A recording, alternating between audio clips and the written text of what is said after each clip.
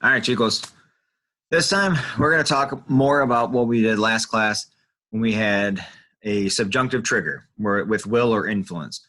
Remember in that first clause, our main clause of our sentence, in that clause, if we had will or influence and a change in subject, what would follow would be in that subordinate clause would be in the subjunctive.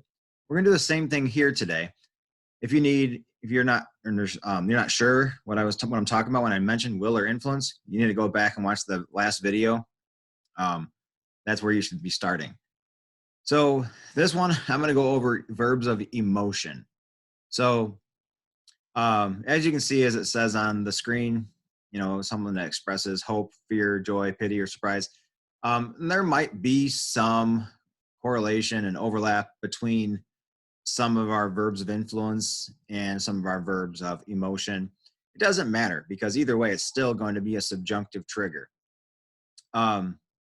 So as you can see in this example here, I hope you recover quickly. Even in this example right away, we've got espero que. Now that can, in this case, this is telling us that it's emotion, which you can see hope as being emotion, but you can also see it as in certain examples, it could also be a term of influence. So again, there's some overlap. If I hope you practice your conjugating.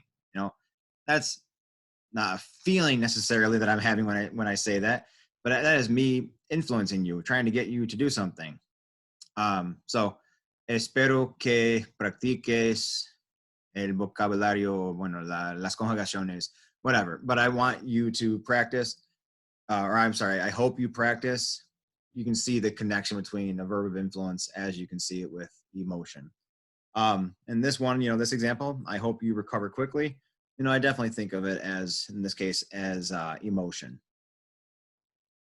And then so we got espero que te recuperes in this sentence pronto. Sorry. And then we've got espero. Remember in our main clause, espero is in the present tense of the indicative. Even though that is our trigger, we call it a subjunctive trigger. It's still going to be in the indicative mood. What that does, though, it tells us to use the subjunctive in this part, in the part that follows, in the subordinate clause. And they're linked together by que, by that connecting word. So, espero que te recuperes pronto. I hope you recover quickly. And the second example, qué pena que necesites una operación. This is a little bit different. This is just, you can instantly see, qué pena. It's like, what a shame, what pity that you need this. But there's emotion definitely in there. There's lots of those expressions. We had, I think just in our last chapter, we had the whole, que plus an adjective or sometimes a noun would give off some sort of emotional expression, right? Que bien, que bueno, que lástima, que triste, que emoción. You might see something like that to start off a sentence, and whatever would follow that would be, que, if you had something to follow after that, and then whatever followed would be in the subjunctive. In an expression like que pena que, there's always going to be a change in subject there because there's not a subject in there. What a pity or what a shame. That's not yo or tú or él, ella, usted, etc. Nada. Okay. Here are some examples of verbs of emotions. And there are a lot of, do you see the ones that start with es? We've got it right after alegrarse de, right after that, all those es bueno, es extraño, going all the way through up to es una pena. Those are all impersonal expressions. So you see a lot of that with emotions. And if you actually just look at what they are, what these words are, es bueno, malo, mejor. These are, it's kind of, I don't know if I would say like good is an emotion necessarily or better is an emotion, but you can kind of see that connection between that, right? It's some sort of judgment, reaction to situations. That's what we mean when we say a verb of emotion. So again, it's a way to put a bunch of words into one category. So all these words you see here, those when I'm talking about emotion, that's what I'm talking about. Even though it's not literally always going to be, as obvious as I'm happy. It's going to be, but we still kind of get used to it. So it's still a really good idea to look through these verbs and know them and not just rely on the fact that you'll be able to identify and go like, oh, this is a verb of emotion. That's obviously the ideal. You want to be able to look at a verb at a main clause and go, or what you're going to write and realize that there's emotion or reaction to an emotion. But it's also very helpful if you just kind of get used to seeing these words and practicing these words, using these words a lot. So you know that when you have them, you don't think about it. Is it subjunctive? It's just something that you do automatically.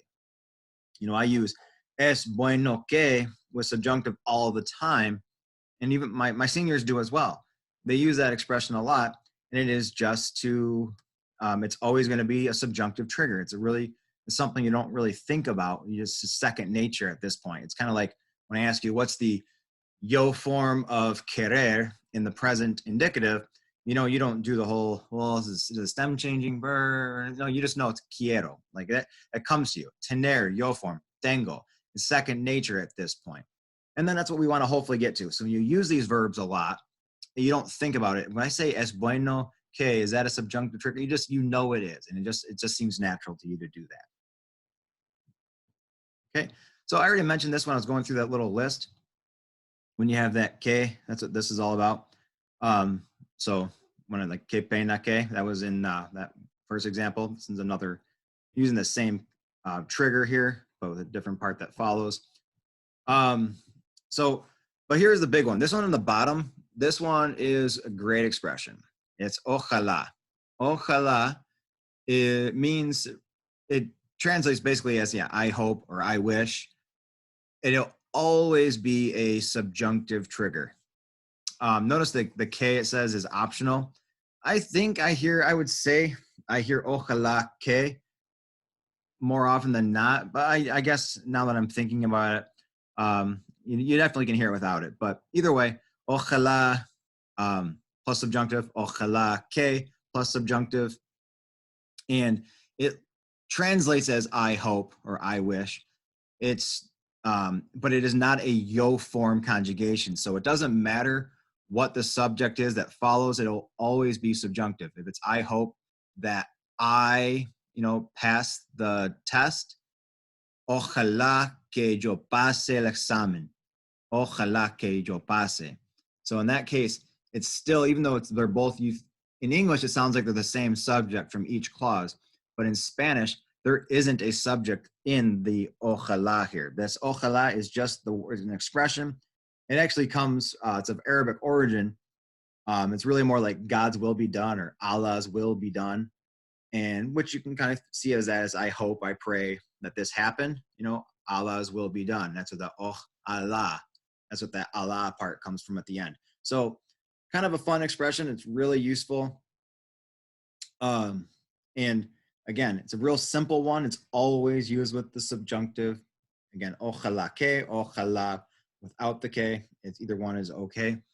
If you ever look up uses of the subjunctive, sometimes you'll see something that says weirdo for the uses of it. It's a little acronym. We're kind of a ways away from there. So if you see that, that's what the O is. The O is the ojalá. But I wouldn't look at that yet. Just don't let that throw you off, because the O of weirdo is still, it's a long ways away from us because there are other uses within there that that we don't know yet.